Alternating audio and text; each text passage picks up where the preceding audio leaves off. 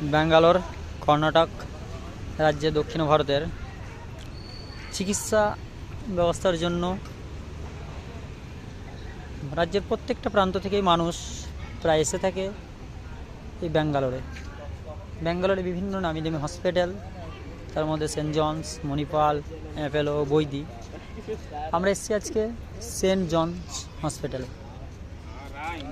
এখানে কিভাবে পৌঁছালাম? প্রথমে আমরা ট্রেনে রিজার্ভেশনে হাওড়াতে উঠি, দুরন্ত গাড়ি, সেখান থেকে এসে SMVT ব্যাঙ্গালোর কর্ণাটকের SMVT স্টেশনে নেমে 1 নম্বর গেট দিকে বেরিয়ে এসে অটো ভাড়া করি। তোমরা যারা আসতে চাও অবশ্যই এই প্রসেসটা করবে। অটো ভাড়া যখন করবে একটা জিনিস খেয়াল রাখবে, এখানকার অটো বা গাড়ি ওলা যারা আছে তারা একরকম বলতে গেলে যে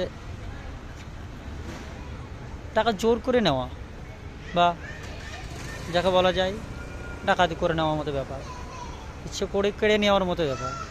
প্রথমতই ভাড়া আমাদের বলেছিল 800 টাকা, 3 জন করে যাওয়া যাবে। সেখানে আমরা ভাড়া কমিয়ে 500 টাকা করে করি, 550 টাকা করে করি 5 জনের জন্য। 3 জনে 800 টাকা বলেছিল, সেখানে আমরা একটা গাড়িতে 5 জন যাওয়ার জন্য 550 টাকা ভাড়া দাঁড় করাই। চলে এসেছিলাম। আস্তে আস্তে রাস্তায় কিছুটা ট্রাফিক জ্যাম, যেটা স্বাভাবিক হয়ে থাকে, সেই ট্রাফিক জ্যামের কারণে কিছুটা লেট হয়েছে, সেই জন্য এখানে নামিয়ে দিয়ে বলছে আরও 50 টাকা লাগবে। 50 টাকা আমরা অবশ্যই দিইনি, বললাম কথা যেটা ছিল সেটাই হবে। সেটা গেলে এসে সেন্ট জনস হসপিটালে আমরা পৌঁছেছি। সেন্ট জন হসপিটালে পৌঁছেছিলাম প্রায় 7টার সময়। ওখানে নেমেছিলাম SMVT স্টেশনে প্রায় 5:30, যেখানে ট্রেনও 2 ঘন্টার মতো লেট করেছিল, দুরন্ত express.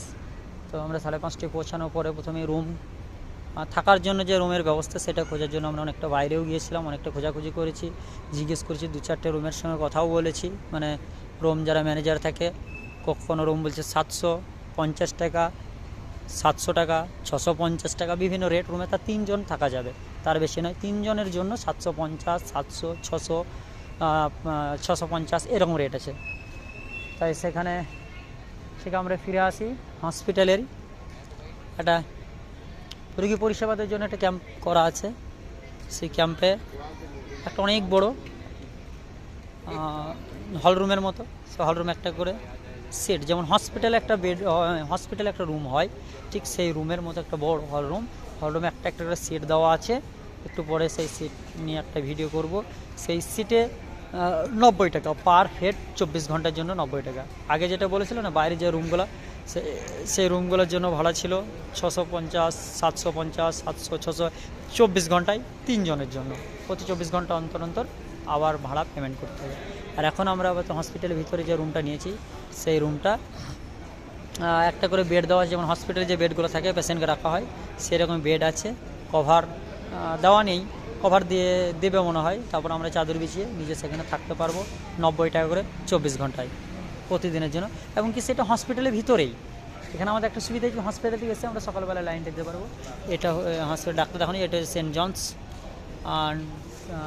Johns medical college and hospital, John WM chronic centre. এখানে আউট পেশেন্ট ডিপার্টমেন্ট, এখানে বিভিন্ন ডিপার্টমেন্ট আছে। সকালবেলা এসে আমরা এখানে লাইনে দাঁড়িয়ে ডাক্তার দেখাবো।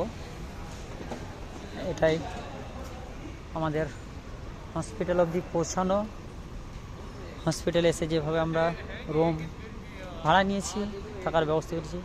তারপর একটা কথা, খাবারের জন্য একটু অবশ্যই সমস্যা আছে, যেহেতু হসপিটালের বাইরে।